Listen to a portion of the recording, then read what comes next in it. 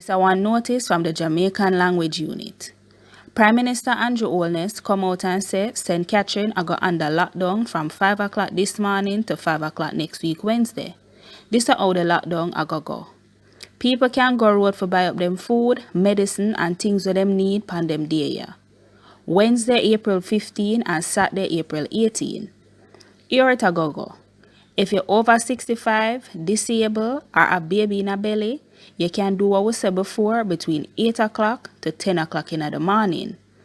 For the people them who are under 65, if your last name start with any letter from A to M, you can buy up on things between 10 o'clock and 1:30. People who for name start with any letter from N to Z, you can buy up on things from 1:30 to 5 o'clock. When you not go do no business, make sure say you walk with one ID with one picture on it. And on top of that, you have a van mask when you not go out.